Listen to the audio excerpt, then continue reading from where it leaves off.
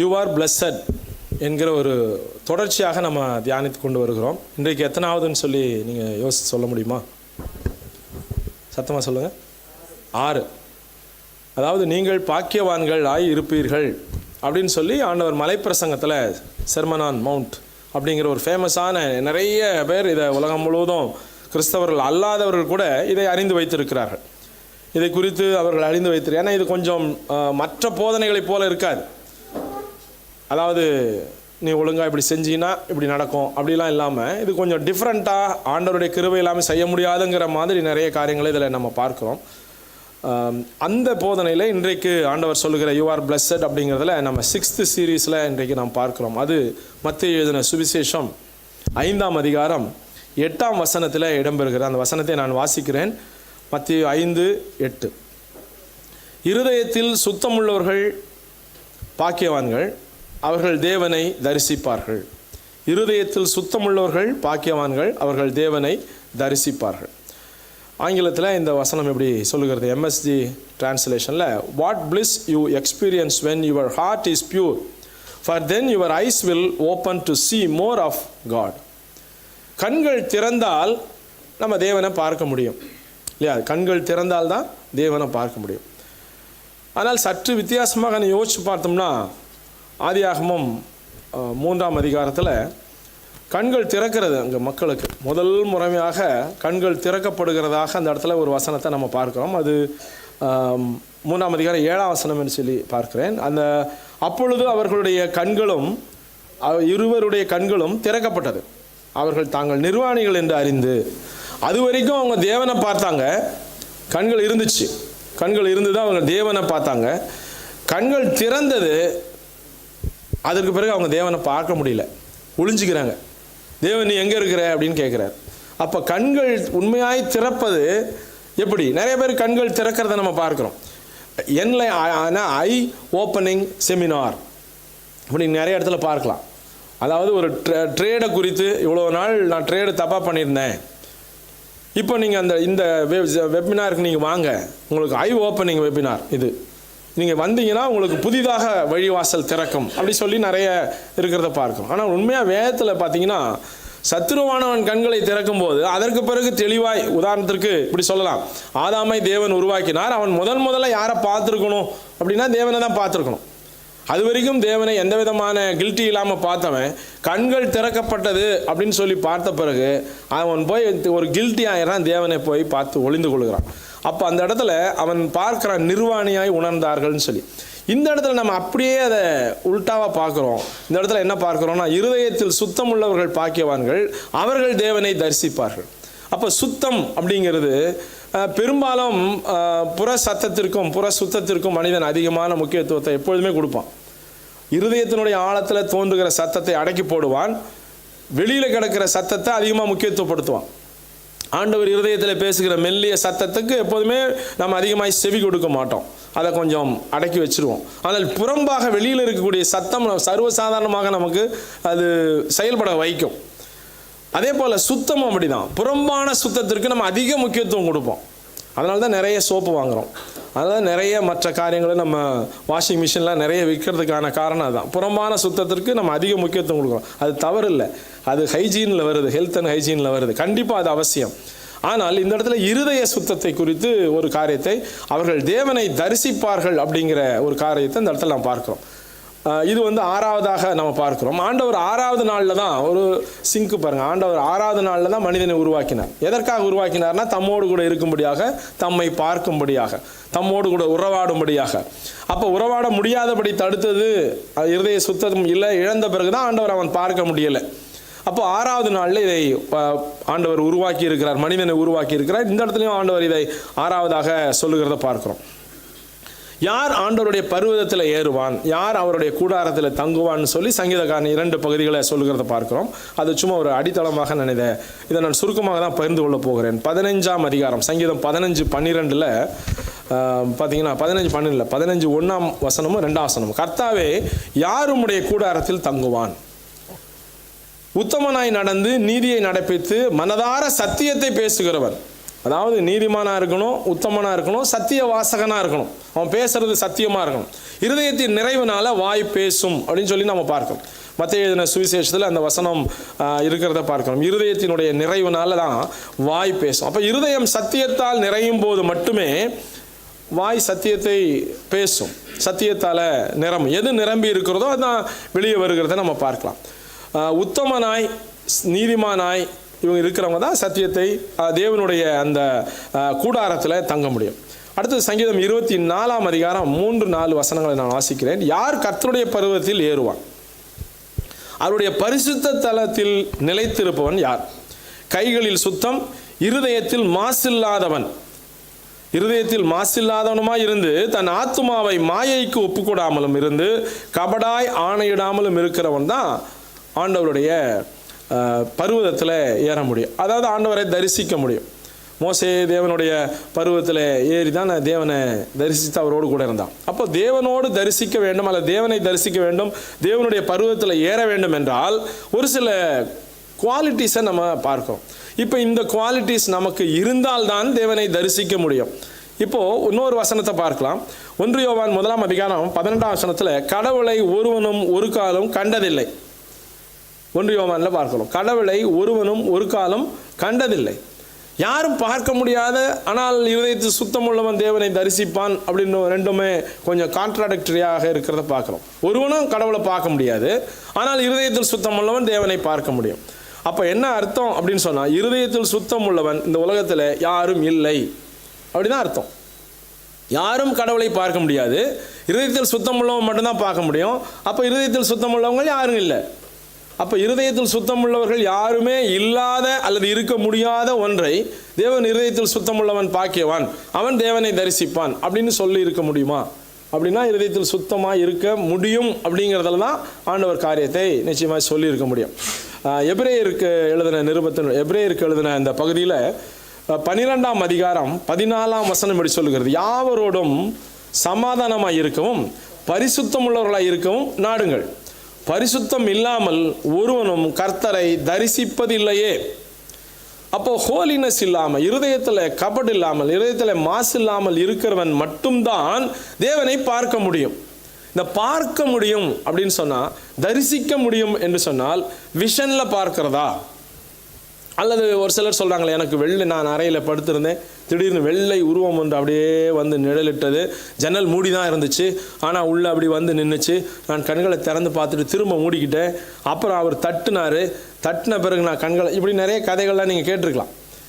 பரலோகத்துக்கு போயிட்டு வந்தது, அப்புறம் வந்து பாதாளத்துக்கு போயிட்டு வந்த இந்த மாதிரி சம்பவங்களை நம்ம கேட்டிருக்கலாம். தூரத்தில் ஒரு புள்ளி மாதிரி இருந்தது, நான் காலை வச்சோன்னே சர்ன்னு அப்படி பெருசாக வந்துச்சு. இவங்களாம் பார்த்த சினிமா கதையும் இதையும் சேர்த்து பார்க்குற அந்த மாதிரி விஷனில் ஒரு வேளை சொல்லியிருப்பாரா? அப்போ இருதயத்தில் சுத்தமாக இருக்கிறவன் தேவனை தரிசிக்க முடியுமா? ஒரு முறை ஃபேமிலியாக நாங்கள் சென்னைக்கு சென்று இருக்கும்போது இறங்க போகிறோம் அந்த ஸ்டேஷனில். அப்போது ஒரு கழுத்தில் இந்த காரியத்தை சிலுவையை மற்ற கையில் வச்சுருக்கிற பொருளை பார்த்துட்டு ஒருத்தர், நாங்கள் இந்த கிறிஸ்டியன் ஃபேமிலின்னு கண்டுபிடிச்சிட்டு அவர் என்ன சொன்னார்னா, நானும் கடவுளோடு பேசுகிறவன் தான், நேற்று நைட்டு பேசிகிட்டு இருந்தேன் அப்படின்னு சர்வசாதாரணமாக கேஷுவலாக அவர் சொல்லிக்கிட்டு இருந்தார். இறங்கும்போது தான் தெரிஞ்சது அவர் கொஞ்சம் சாப்பிட்ருந்தாருன்னு. அப்போது ஒரு சர்வசாதாரணமாக ஒருத்தர் கடவுளை நேற்று நைட்டு கூட தான் பார்த்தேன் அப்படின்னா இயல்பான ஒரு சிந்தனையில் இல்லைங்கிறது தான் பொருளாக இருக்கும். அப்போ இந்த இடத்துல இருதயத்தில் சுத்தம் உள்ளவன் தேவனை தரிசிப்பான்னு சொல்லும்போது, பரிசுத்தம் உள்ளவன் தான் தேவனை தரிசிக்க முடியும், பரிசுத்தம் இல்லாமல் ஒருவனும் கர்த்தரை தரிசிப்பது இல்லையே அப்படின்னு சொல்லும்போது, அப்போ அந்த பரிசுத்தம் நம்ம இடத்துல ஆண்டவர் எதிர்பார்க்கிற ஒன்று அப்படிங்கிற ஒரு நாலெட்ஜ், ஒரு அறிவு நம்ம கண்டிப்பாக வேணும். அப்போ தேவனை பார்க்கிற, உதாரணத்திற்கு இப்போ இன்றைக்கு இருதயத்தை பரிசுத்தம், இருதயத்தில் இருக்கக்கூடிய பரிசுத்தம் தான் தேவனை தரிசிக்கும் தகுதி அப்படிங்கிறத இதிலிருந்து நம்ம புரிந்து கொள்கிறோம். பரிசுத்தம் பரவசம் அப்படின்னு சொல்லி ஒரு பாடலை நீங்கள் கேட்டிருக்கலாம். பரிசுத்தமே பரவசமே அப்படின்னு சொல்லி. பரவசம் அப்படின்னு சொன்னால் என்னன்னா, மற்றவர்களுக்கு இல்லாத ஒரு நிலை, மற்றவர்களுக்கு அடைய முடியாத ஒரு, மற்றவர்களால் புரிந்து கொள்ள முடியாத ஒரு நிலை. இது உண்மையிலே பரிசுத்தமாக இருந்தால் வருமானா? கண்டிப்பாக வரும். நீங்கள் சாதாரணமாக ஒரு கிளாஸில் ஒரு பொருள் காணா போயிடுச்சு, எல்லார் பையன் தேடும்போது எடுத்தவன் ரொம்ப குறுகுறுன்னு இருப்பான். எடுத்தவனோட கூட கொண்டு 2-3 பேர் நின்னா, ஒரு சில பேர்லாம் அடிபடும் இல்லையா? அவன் அங்கே நின்னா, இவன் இங்கே நின்னா, இவன் வாங்கினான், அப்படின்னு சொல்லி. சமீபத்தில் என்னுடைய பள்ளியில் ஃபேர்வெலுக்காக வைத்திருந்த 7,000 ருபீஸை இன்னொரு கிளாஸ் பையன் எடுத்துட்டான். அவன் என்ன பண்ணியிருப்பான்னு நீங்கள் கற்பனை பண்ணி பார்த்தீங்கன்னா, உடனே ஆர்டர் போட்டு ஒரு ஃபோனை வாங்கிட்டான் கையில். அடுத்த நாள் அவன் கையில் ஒரு ஃபோன் இருக்குது. நான் எடுக்கவே இல்லைன்னு சாதிக்கிறான். இந்த மாதிரி சர்வசாதாரணமாக ஃபோனுக்காக பிள்ளைங்க எது வேணாலும் செய்யக்கூடிய சூழ்நிலையில் நம்ம இப்போ வாழ்ந்து கொண்டிருக்கிறோம். அப்போ இந்த எதுவுமே இந்த தேடும்போது குற்றமே செய்யாதவன் ஒருத்தன்னு வச்சுங்க, அவன் செய்யவே இல்லை. உதாரணத்திற்கு நேற்று நடந்த சம்பவம், நான் நேற்றுக்கு பள்ளிக்கூடமே வரல, அவன் பள்ளிக்கூடமே வரல. அப்போ அவன் எடுத்திருக்க வாய்ப்பே இல்லை. மற்றவங்க பையன் தேடும்போது இவனுடைய மனசு எப்படி தெரியுமா இருக்கும்? பரவசமாக இருக்கும். ஏன்னா இவன் அங்கே அதற்கான அந்த லிஸ்ட்லேயே இவன் இல்லை, இவன் குற்றவாளிக்கான பட்டியலே இவன் இல்லை. அப்போ இவன் அந்த இடத்துல செய்திருக்க வாய்ப்பே இல்லை. எல்லார் பையன் தேடும்போது இவன் ஜென்டிலாக போய் அப்படி பார்த்துக்கிட்டு இருப்பான். அப்போ அவனுக்கு பரவசமாக இருக்கும். என்னென்னா எல்லாம் குற்றவாளி, நான் மட்டும் குற்றவாளி இல்லை, குற்றவாளிக்கான வாய்ப்பே இல்லை. அப்போ அதுதான் அந்த ஒரு பரவசத்தை நீங்கள் அவன் அதிகமாக பேசுகிறத பார்க்கலாம். சார் அவன் இப்படி பண்ணான், இவன் இப்படி பண்ணான். ஏன்னா அவன்கிட்ட குற்றம் இல்லை. அவன் என்ன செய்வான்னா நிறைய காரியங்களை பேசுவான், நிறைய காரியங்களை அப்படியே உற்சாகமாக பேசுவான். ஒருவேளை அவன் கில்ட்டியாக கொஞ்சம் இருந்தான்னா டோட்டலாக அப்படியே கொஞ்சம் பின் வாங்குவான். இது வந்து பரவசத்தை குறைக்கக்கூடிய ஒரு காரியமாக இருக்கும். அப்போ பரிசுத்தம் என்ன செய்யும்னா ஒரு கான்ஃபிடென்ட்டை கொடுக்கும், ஒரு தைரியத்தை கொடுக்கும். நான் என்கிட்ட குற்றம் இல்லை, என் இருதயத்தில் மாசு இல்லை. அதனால தான் இந்த இடத்துல சங்கீதக்காரன் சொல்ல, இருதயத்தில் மாசு இல்லாதவன், வாயில் சத்தியத்தை பேசுகிறவன். பொய் சொன்னால் எப்படி இருந்தாலும் உள்ள ஒரு கார்னரில் இருக்கும், ஒரு உறுத்தல் ஒன்று அப்படியே உள்ள முள்ளு மாதிரி குத்திக்கிட்டு இருக்கும் பொய் சொல்லும்போது. நிறைய பேர் பொய் சொல்லும்போது பாருங்கள் கண்களை வேகமாக சிமிட்டுவாங்க. ஏன்னா நார்மலாக நம்ம இருக்கிறோங்கிறத பாடி என்ன செய்யும்னா சைக்காலஜிக்கலாக நான் நார்மலாக தான் இருக்கிறேன் அப்படி சொல்லுவாங்க. கொஞ்சம் குடித்தவங்களாம் பார்த்தீங்கன்னா நார்மலாக தான் இருக்கிறேங்கிறதுக்காக ஒரு சில காரியங்களை சொல்கிறத பார்க்கலாம். அனாவசியமாக அவங்க ஒரு சில காரியங்களை டாபிக் எடுத்து பேசி நானும் கரெக்டாக தான் இருக்கிறேன் அப்படிங்கிறத நிரூபிக்கிறதுக்கு முயற்சி பண்ணுவாங்க. நீங்கள் அவங்கள கவனித்து பார்த்தா தெரியும். நான் நார்மலாக தான் இருக்கிறேன்னு ஒருத்தன் முயற்சி அவன் பண்ணும்போதே ஆட்டோமேட்டிக்காக அவன்கிட்ட குற்றம் இருக்கிறது அப்படிங்கிறத நம்ம புரிந்து கொள்ளலாம். அந்த குற்றமே இல்லை, அந்த ஷேடே இல்லை, கரப்ஷனுக்கான வாய்ப்பே இல்லைன்னா அவன் இருதயத்தில் ஒரு சந்தோஷம், அவன் இருதயத்தில் ஒரு மகிழ்ச்சி கொடுக்கும். அந்த மகிழ்ச்சிக்கு உள்ளே தான் ஆண்டவர் இருக்கிறார், அந்த பரவசத்துக்குள்ளே தான் ஆண்டவர் இருக்கிறார். அதனால தான் பரிசுத்தம் பரவசம். பரிசுத்தத்தை கொஞ்சம் குறைய கில்ட்டி கான்ஷியஸாக மாறுவதை நம்ம பார்க்கலாம். ஒரு வசனத்தை நம்ம வாசிக்கலாம். அந்த வசனம் பார்த்தீங்கன்னா 51ஆம் சங்கீதம் 10ஆம் வசனத்தில் இருக்கிறத பார்க்குறோம். அந்த வசனத்துக்கு முன்பதாக ஒரு சின்ன ஒரு காரியத்தை மட்டும் நான் சொல்கிறேன். இந்த சுத்தம் அப்படிங்கிற இந்த வார்த்தை கிரேக்க பதத்தில் பார்த்தீங்கன்னா கதரோஸ் அப்படிங்கிற ஒரு பதத்தை குறிக்கிறது. இந்த கதரோஸ் அப்படின்னு சொன்னால் எதனுடனும் கலக்காத, ஃபில்ட்ரு பண்ணப்பட்ட அல்லது வேறு நோக்கம் இல்லாத, போருக்கு மக்களை தேர்ந்தெடுக்கும் போது, வீரர்களை தேர்ந்தெடுக்கும் போது வடிகட்டுவாங்களாம். கோழைகள், வீட்டு நினைவில் இருப்பவர்கள், அப்புறம் தைரியம் இல்லாமல் இருப்பவங்க, அப்புறம் அதற்குரிய ஃபிட்னஸ் இல்லாமல் இருப்பவங்க, இவங்களெல்லாம் வடிகட்டி நீக்கிட்டு கடைசியாக ஒரு டீம் எடுப்பாங்க. அந்த டீமுக்கு பேர் தான் கதரோஸ். அவங்க யாருன்னா முழு நோக்கம் கொண்டவர்கள், வெற்றி ஒன்றே இலக்கமாக கொண்டவங்க, செத்தாலும் ரெடியே, அந்த மாதிரி ஒரே இலக்கை கொண்ட அந்த இடத்த தான் கதரோஸுங்கிற அந்த சுத்தம் அப்படிங்கிற வார்த்தை பயன்படுத்தப்படுகிறது கிரேக்கத்தில். அதாவது வேறு எதுவும் கலக்காதது. பியூர் ஹார்ட்டுக்கு கொடுத்துக்கும் இந்த பகுதியினுடைய மூல வார்த்தை பார்த்தீங்கன்னா இந்த இருதயத்தில் சுத்தம், கதரோஸ் கார்டியாஸ், இருதயத்தில் சுத்தம், பியூர் ஹார்ட். இந்த பியூர் ஹார்ட் தேவனை தரிசிக்கிற அல்லது தேவனுடைய பிள்ளை அல்லது தேவ மனுஷன் அல்லது பக்தி உள்ளவன், தேவபக்தி உள்ளவன், நம்ம பார்க்குற தேவபக்தி இல்லை, ஒரிஜினலான தேவபக்தி உள்ள அதற்கான ஐடென்டிட்டி இருதய சுத்தம் அப்படிங்கிறது. சங்கீதக்காரனுடைய வாழ்க்கையில் சொல்கிறான், ஒரு காரியத்தை சொல்லும்போது நீயே அந்த மனுஷன் அப்படின்னு சொன்ன உடனே அவனுக்கு கஷ்டமாக போகுது. இதெல்லாம் இவ்வளோ மோசமாக பண்ணிட்டோமே அப்படின்னு சொல்லிட்டு அவன் பேசுகிறான். 51ஆம் சங்கீதத்தை கடந்து செல்லாத ஒரு மனிதன் வாழ்க்கையில் வெற்றியடைய முடியாது. என்னுடைய அனுபவத்தில் சொல்கிறேன், 51ஆம் சங்கீதத்தை தாண்டி கடந்து வராத, தன்னுடைய வாழ்க்கையோடு ஒப்பிட்டு பார்க்காத அல்லது தான் அதை செய்யாத அந்த சூழலில் வராத ஒரு மனுஷன் வெற்றி உள்ள கிறிஸ்தவ வாழ்க்கையை வாழ முடியாது. காரணம் என்னென்னா அதில் தான் இழந்து போனதை திரும்ப பெறுவதற்கான ஒரு போராட்டத்தை அந்த இடத்துல பெறுகிறான். அவன் சொல்கிறான், சங்கீதம் 51:10 வசனத்தில் சொல்கிறான், தேவனே சுத்த இருதயத்தை என்னிலே சிருஷ்டியும், நிலைவரமான ஆவியை என்னிலே புதிதாய் உண்டாக்கும். நிலைவரமான ஆவியை என் உள்ளத்தில் புதுப்பியும். சுத்த இருதயம் அப்படின்னா நான் இருந்துச்சு, இழந்துட்டேன். இப்போ அது ஏன் இழந்தேன்னு எனக்கு நல்லா தெரியும். அதனால் நான் என்னென்ன தெரியுமா இழந்தேன், அப்படின்னு சொல்லி அந்த இடத்துல ஒரு சில காரியங்களை அவன் சொல்லுகிறத பார்க்கும். சுத்த இருதயத்தினால தேவ சமூகத்தில் நுழையக்கூடிய பாக்கியத்தை இழந்து போனான், தேவ பிரசன்னத்தை இழந்து போனான். இழந்து போனான்னா தேவன் உங்க கூட இனிமேல் நான் இருக்க மாட்டேன்னு இவர் போகலை, இவனால் அவரோட கூட போக முடியல. இருதயத்தினுடைய கசப்புல இவனால் அவரோடு கூட இருதயத்தில் இருக்கக்கூடிய மாசுனால தேவ பிரசன்னத்திற்குள்ளாய் நுழைவதற்கு தாவீதினால முடியல. அப்ப இருதயத்தினுடைய சுத்தம் தேவ பிரசன்னத்தை இழக்கச் செய்யும். தேவ பிரசன்னத்தை இழந்து விட்ட பிறகு நாம் எப்படி தேவனை தரிசிக்க முடியும்? தேவ பிரசன்னம் தான் தேவனை தரிசிப்பதற்கான ஒரு பெரிய பாக்கியமாக அமைகிறது. தேவ பிரசன்னம் இல்லாம நம்ம தேவனுடைய முகத்தை தரிசிக்க முடியாது. அப்போ தேவனுடைய சமூகத்திற்குள்ளாக நுழைய முடிவதை தடுக்கிறது. ரெண்டாவது, பரிசுத்த ஆவியை என்னிடத்துல இருந்து எடுத்துக்கொள்ளாதீங்க அப்படின்னு சொல்றான். அப்போ இருதயத்தினுடைய மாசு என்ன செய்யுதுன்னா பரிசுத்த ஆவியானவருடைய ஹெல்ப்பை, பேராக்லீட்டினுடைய ஹெல்ப்பை ரிஜெக்ட் பண்ணுகிறது. ஒன்றா மறைக்கும், இல்லைனா யார் இதை செய்யலைன்னு சொல்லும், இது ஒன்றும் தப்பு இல்லைன்னு சொல்லும். ஒரு கட்டத்தில் போய் என்ன சொல்லுன்னா தேவன் ஒருத்தரே இல்லை அப்படின்றதெல்லாம் சும்மா. நிறைய பேர் அப்படிதான் பார்த்தீங்கன்னா தங்களுடைய பாவம் ஏற ஏற, தங்களுடைய காரியங்கள் ஏற ஏற அதிகமாக அதிகமாக மதிகெட்ட நிலைக்கு வந்துடுவாங்க.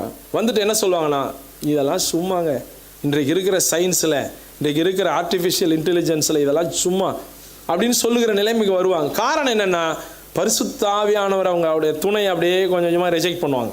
பண்ண அவங்களுக்கு அந்த காரியம் இழந்து போகும். அடுத்தது இன்னொரு காரியத்தை பார்த்தீங்கன்னா ரட்சிக்கப்பட்ட போது அவங்களுக்கு இருந்த ரட்சண்ய சந்தோஷம், நம்ம இந்த பரிசுத்தம் பரவசம் சொல்லணும் இல்லையா, அந்த பரிசுத்தமானது எல்லா காரியங்களும் மன்னிக்கப்பட்ட போது இருந்த மகிழ்ச்சி சந்தோஷத்தை அவங்க இழந்துருவாங்க. இந்த மூன்று குறிப்பு தான், மூன்று காரியம்தான் இந்த இருதய சுத்தம் அப்படிங்கிற காரியத்துக்கு எதிராக இருக்கக்கூடிய காரியம். ஒன்று, தேவ சமூகத்திற்குள் நுழைவதற்கான அந்த தகுதியை இழந்து விட்டோம்ங்கிற ஒரு குற்ற உணர்ச்சி வரும். ரெண்டாவது, ஆண்டவருடைய பரிசுத்த ஆவி ஹெல்ப்பை கேட்க முடியாமல் தடை செய்யும். இருதயத்தினுடைய மாசு என்ன செய்யும்? பரிசுத்த ஆவியானவரை தடை செய்யும். ஏன்னா பரிசுத்த ஆவியானவர் வந்தாதான் பாவம் எது நீதி எது என்று கண்டித்து உணர்த்துவார். பரிசுத்த ஆவியானவரை ரிஜெக்ட் பண்ண நம்ம என்ன செய்வோம்னா வெளிச்சத்தை விட்டு தூரமாக போவோம். கல்லுக்கு அடியில் இருக்கக்கூடிய பூச்சியை போல உள்ளே போய் மறைய பார்ப்போம். நம் இருளின் பிள்ளைகளாக மாறிக்கொண்டே வருவோம். ஒரு கட்டத்தில் என்ன செய்வோம்னா ஆண்டவருடைய அந்த ரட்சிப்பினுடைய சந்தோஷம் என்னன்னே தெரியாது, பெருங்காய டப்பா மாதிரி என்றைக்கோ ஒரு வாசனையை உணர்ந்து கொண்டே இருப்போம். அப்போ தேவனுடைய அந்த தரிசிக்கிறது அப்படிங்கிற காரியம் என்னன்னு சொன்னால் உணர்ந்து கொள்ளுகிற காரியம். உதாரணத்திற்கு இப்படி சொல்லலாம், இன்றைக்கு நம்ம வெளியில் போய் வானத்தில் அண்ணாந்து நம்ம வானத்தை பார்க்கும்போது எனக்கு என்ன தோணும்னா நிறைய சின்ன சின்ன வெளிச்சமாக புள்ளி புள்ளியாக தெரியுது, மினுக்குது அப்படின்னு சொல்லி நான் பார்ப்பேன். அதுவே இதை குறித்த அறிவு உள்ளவர்கள் என்ன செய்வாங்க அப்படின்னு சொன்னால், இதை குறித்த அறிவு உள்ளவர்கள், அதாவது அஸ்ட்ரானமியை குறித்து நாலேஜ் உள்ளவங்க, இது வெள்ளி, இது இந்த கோள், இது இந்த கோள், இது கோளே இல்லை, இது சேட்டலைட்டு அப்படின்னு சொல்லுவாங்க. காரணம் என்னென்னா அவங்களுக்கு அதை குறித்த அறிவு இருக்குது. அறிவு இல்லாதவர்களுக்கு வெறும் புள்ளி புள்ளியாக தெரியும், அறிவு உள்ளவர்களுக்கு அதை குறித்ததான ஒரு பெயரோ நாலேஜோ தெரியும். அதுபோல தேவனை தரிசிப்பவர்களுக்கு இருதய சுத்தம் இருக்கும்போது இது தேவனுடைய முகம், இது தேவனுடைய வார்த்தை, இது தேவனுடைய பிரசன்னம். ஒரு சின்ன குழந்தை பேசிட்டு போயிருக்கோம், இது தேவன் இந்த புள்ள வழியா என்னட்ட பேசுறாரு. அல்லது ஒரு வசனத்தை நம்ம பார்த்துட்டு இருப்போம், இந்த வார்த்தை வழியாய் தேவன் என்னோடு கூட இடைப்படுகிறார் அப்படின்னு தேவன் பேசுகிற அந்த காரியம். அல்லது தேவனே மெல்லிய சத்தத்தோடு கூட இடைப்பட முடியும். It is possible. அவருக்கு அந்த சூழ்நிலை தேவைன்னா, அந்த சூழ்நிலை அவசியம் என்றால் தேவன் அதை அப்படி கூட பயன்படுத்த முடியும். அப்போ ஒரு சில நேரங்களில் பார்த்தீங்கன்னா இந்த மூன்று காரியங்களும் தான் தேவனுடைய முகத்தை தரிசிப்பதை தடை செய்கிற அந்த பிரசன்னத்தை இழந்து போகிறது, ஹோலி ஸ்பிரிட்டினுடைய ஹெல்ப்பை ரிஜெக்ட் பண்ணுறது, ஜாய் ஆஃப் சால்வேஷன் ரட்சணிய சந்தோஷத்தை இழந்து போகிறது. இந்த மூன்றும் பார்த்தீங்கன்னா நம்முடைய வாழ்க்கையிலிருந்து வெளியே வந்துருச்சுன்னா நம்ம நடைபண்ணமாக தான் வாழ்ந்துக்கிட்டு இருப்போம். போவோம் வருவோம், செல் எடுப்போம், வருவோம், மேலே போவோம், கீழே வருவோம், அடுத்தது ஆஃபீஸ் போவோம், இங்கே வருவோம், வேலைக்கு போவோம், திரும்பி வருவோம், வாகனத்தில் போவோம், திரும்பி வருவோம். வாழ்க்கை இப்படியே போயிட்டு இருக்குமே தவிர எதுவுமே நம்முடைய இலக்கு ஒன்றாக இருக்காது. அடுத்தது வாழ்க்கையினுடைய ஒவ்வொரு பகுதிகளுக்கும் நாம் தேவனை எல்லா சூழ்நிலையிலையும் தேவனை தரிசிக்கணும்னா என்லைட்டன்ட் ஐஸ், பிரகாசம் உள்ள மனக்கண்கள் வேணும். இந்த மனக்கண்கள்னால தான் தேவனை தரிசிக்க முடியுமே தவிர தேவனை அப்படியே பிரத்யட்சமாக பார்க்க முடியாது. காரணம் என்னன்னா அவர் ஒரு உருவ வடிவமா இல்லை, அவர் தேவன் ஆவியாய் இருக்கிறார். அவரை தொழுது கொள்ளுகிறவர்கள் ஆவியோடும் உண்மையோடு தொழுது கொள்ள வேண்டும். ஆவியாக இருக்கிற ஒரு தேவனுடைய ஒரு தற்சொரூபத்தை கிறிஸ்து தான் வெளிப்படுத்துகிறார். ஒரு வசனத்தை பார்த்து இந்த பகுதியை நம்ம முடிக்கலாம். அதாவது நம் இதயம் எப்படி சுத்தமாகும் அப்படிங்கிறத சின்ன குறிப்பை மட்டும் பார்க்கலாம். எப்படி சுத்தமாகும்? 3 காரியங்கள் தான். ஒன்று காடுனா பாதுகாத்து கொள்ளுதல். என்னுடைய ஆசிரியர் ஒருத்தர் இருக்கும்போது அடிக்கடி இதை பயன்படுத்திக்கிட்டே இருப்பார். அதாவது சரியாக படிக்கலைன்னா அவர் இதை சொல்லிக்கிட்டே இருப்பார். ஓடுற ட்ரெயின்லேருந்து குதிக்கும்போது ஓ காடுனாலும் அந்த காடும் காப்பாற்ற மாட்டார், இந்த காடும் காப்பாற்ற மாட்டார். இந்த படிக்கட்டில் தொங்கிக்கிட்டே நிறைய பேர் போவாங்கள்ல, படிக்கட்டில் தொங்கும்போது ஓடுற ட்ரெயின்லேருந்து குதிச்சிட்டிங்கன்னா ஓ காடுனாலும் அந்த காடும் காப்பாற்ற மாட்டார், இந்த காடும் காப்பாற்ற மாட்டார். காட் பாதுகாவலர். இந்த பாதுகாவலர் இருதயத்தை சுத்தமாக பாதுகாப்பதற்கு நமக்கு கொடுக்குற ஆலோசனை தான் நம்ம பார்க்கலாம். நீதிமொழிகள் 4ஆம் அதிகாரம் 23ஆம் வசனம், எல்லா காவலோடும் உன் இருதயத்தை காத்துக்கொள். God above all else guard your heart, for everything you do flows from it. ஒவ்வொரு சூழ்நிலையில் நம்ம செய்யக்கூடிய அதாவது இலக்கை விட்டு நகரக்கூடிய, நான் பரிசுத்தத்தை குறித்து சொல்லியிருந்தேன். நிறைய காரியங்கள், அதாவது இந்த காரியம் தான் இருக்கணும் அதில், ஆனால் அது இல்லாமல் வேறு ஒன்றை கொண்டு நம்ம டைவர்ட் ஆகிற அந்த காரியத்தை தான் காவல் அப்படின்னு சொல்லி பார்க்கணும். இந்த காவல் பண்ணுறதற்கு நாம காத்துக்கொள்ள முடியாது. அப்போ கண்களை காத்துக்கொள்ளணும், காதுகளை காத்துக்கொள்ளணும். இந்த புலன் உறுப்புகளை கொஞ்சம் கண்ட்ரோலில் வச்சுருந்தோம்னா நம்ம இருதயத்தை காத்துக்கொள்ள முடியும். ஏன்னா புலன் உறுப்புகள் வாயிலாக தான் செய்திகள் எல்லாம் டேட்டாஸ் உள்ளே போகுது. இந்த புலன் உறுப்புகளை எவ்வளோ கண்ட்ரோல் பண்ணுகிறோமோ இருதயத்தை பாதுகாத்துக்கொள்ள முடியும். இன்னொரு காரியத்தை பார்த்தீங்கன்னா நீதிமொழிகள் 4ஆம் அதிகாரம் 4ஆம் வசனத்தில், அவர் எனக்கு போதித்து சொன்னது உன் இருதயம் என் வார்த்தைகளை காத்துக்கொள்ள கடவுள். இப்போ மெடிசனில் பார்த்தீங்கன்னா 2 வகையான மெடிசன் இருக்கும். கிட்டத்தட்ட பார்த்தீங்கன்னா 3 வகையாக சொல்லலாம். 2 வகையான அல்லது 3 வகையாக சொல்லலாம். ஒன்று, அந்த கிருமி இருக்கு இல்லையா, டைரெக்டாக காசிட்டிவ் ஆர்கனிசம், அதை அழிக்கிறது. உதாரணத்திற்கு டைஃபாய்டு உண்டாக்குது அப்படின்னா சால்மனலா டைஃபி அப்படிங்கிற ஒரு பாக்டீரியா தான் உண்டாக்குது. அப்போ டைரெக்டாக சால்மனலா டைஃபி அழிக்கிறதுக்கான ஆன்டிபயோட்டிக் ஒரு சில மெடிசனை கொடுப்பாங்க. இன்னொன்று என்ன செய்வாங்கன்னா, சைடு எஃபெக்ட் இருக்குல்ல, அதனால் ஏற்படக்கூடிய ஃபீவர், அதனால் ஏற்படக்கூடிய அதனால் ஏற்படக்கூடிய சோர்வு, இதுக்கெல்லாத்துக்கும் ஒரு மெடிசன் கொடுப்பாங்க. இன்னொன்று என்ன செய்வாங்கன்னா, டைரெக்டாக அந்த கிருமியை கொல்லாது, நம்முடைய உடம்புல இருக்கக்கூடிய எதிர்ப்பு சக்தியை கொடுத்து அந்த கிருமியை கொஞ்சம் காம் டவுன் பண்ணும், அந்த கிருமியை தோக்கடிக்கும். இப்படி 3 வகையான மெடிசனை தான் டாக்டர் எழுதுறதை நீங்கள் பார்க்கலாம். இப்போ அதே மாதிரி நம்முடைய வாழ்க்கையில் இந்த எல்லா காவலோடும் காத்து கொள்ளுகிறதற்கான ஒரு காரியமும், வேறு ஒன்றை குறித்து இருதயத்தை நிரப்ப வேறு எதுவும் உள்ள வராமல் இருப்பதை காத்துக்கொள்வதும். உதாரணத்திற்கு அதிக நேரம் ஜபிக்கலாம், அதிக நேரம் பார்த்தீங்கன்னா உபவாசிக்கலாம், அதிக நேரம் கிறிஸ்தவ பாடலை கேட்கலாம். இப்படி நேரத்தை அதிகமாக செலவு பண்ணுறவங்களுக்கு மற்றவர்களோடு தொடர்பு கொள்ள முடியாமல் இருக்கிறதுனால தான் அவங்க பரிசுத்தவான்களாக இருக்க முடியுது. அதை குறைக்க பார்த்தீங்கன்னா இந்த இடத்துல நம்ம நிறைய டைம் இப்படி ஸ்பெண்ட் பண்ணுவோம். ஆகவே இருதயத்தை நம்ம இதால் நிறைத்து கொள்ளும்போது, வார்த்தையால் நிரப்ப மற்ற காரியங்களுக்கு இடம் குறைவாக இருக்கும்.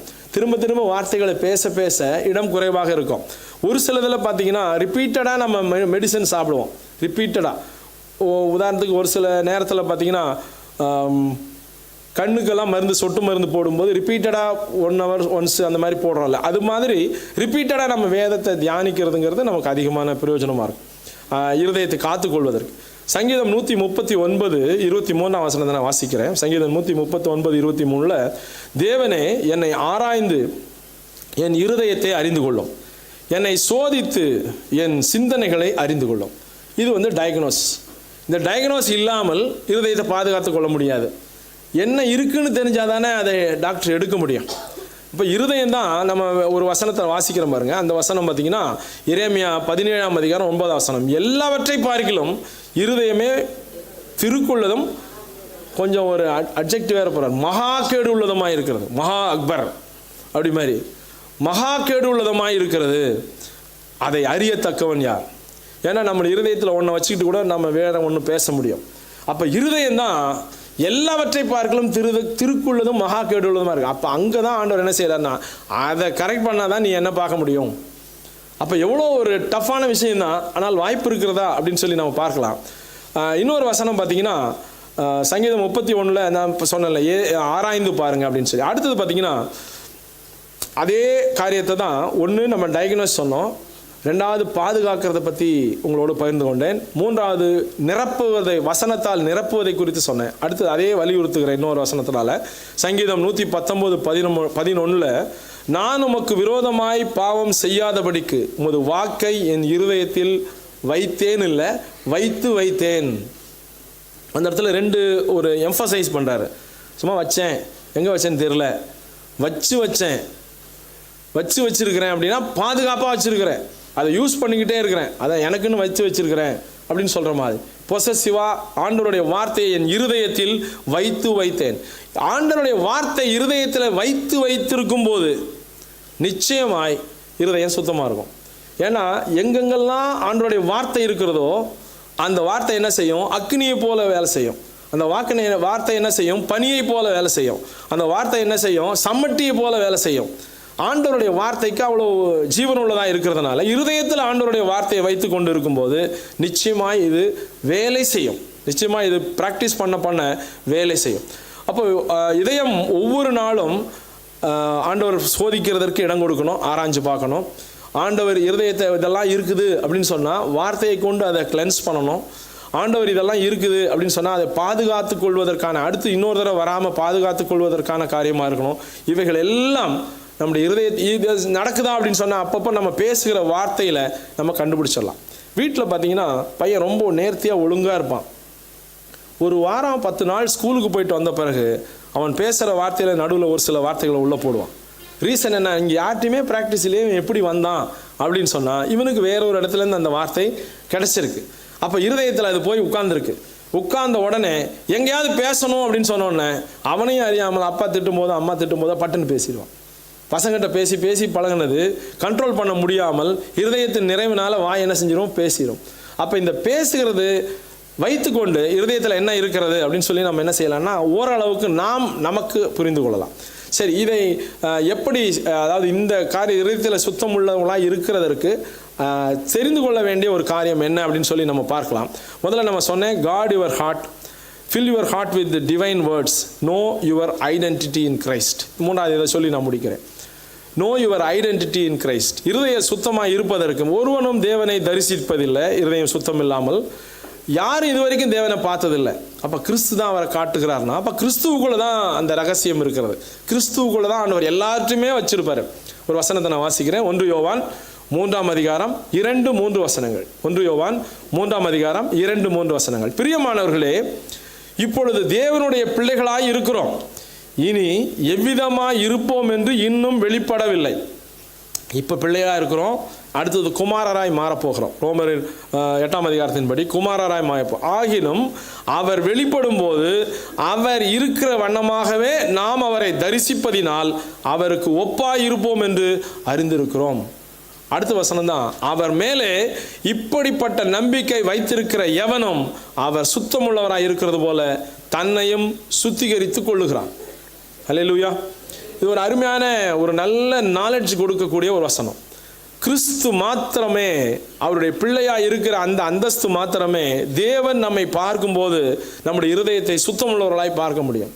இல்லைன்னா இம்பாசிபிள், நம்முடைய இருதயம் சுத்தமாக இருக்க வாய்ப்பே இல்லை. அப்போது தேவனுடைய பிள்ளைகளாய் நாம் இப்போ இருக்கிறோம். நாளைக்கு எப்படி இருப்போம் அப்படின்னா, நாம் அவரை தரிசிப்பதினால் ஒவ்வொரு நாளும் அவரோடு கூட இருக்கிற வண்ணமாகவே நம்ம பார்த்துக்கிட்டே வர்றதுனா ஒரு நாள் என்ன ஆகும்னா நாம் அவருக்கு ஒப்பாய் இருக்கிறோம் என்று அறிந்திருக்கிறோம். அப்போ இந்த வளர்ச்சி எதை கொண்டு போய் சேர்க்கும்னா, ஒரு நாள் நானும் கிரைஸ்ட் லைக், கிறிஸ்து மாதிரியே இருப்பேன். அப்படின்னா இந்த வளர்ச்சி கிறிஸ்து மாதிரியே இருப்பதற்கான, சின்ன குழந்தையில அப்பா முகம் சாயல் இருக்கும், பார்க்கணும் கூட சொல்லுவாங்க, இந்த குழந்தையினுடைய முகம் அப்பா மாதிரி இருக்குது, அம்மா மாதிரி இருக்குது அப்படி சொல்லுவாங்க.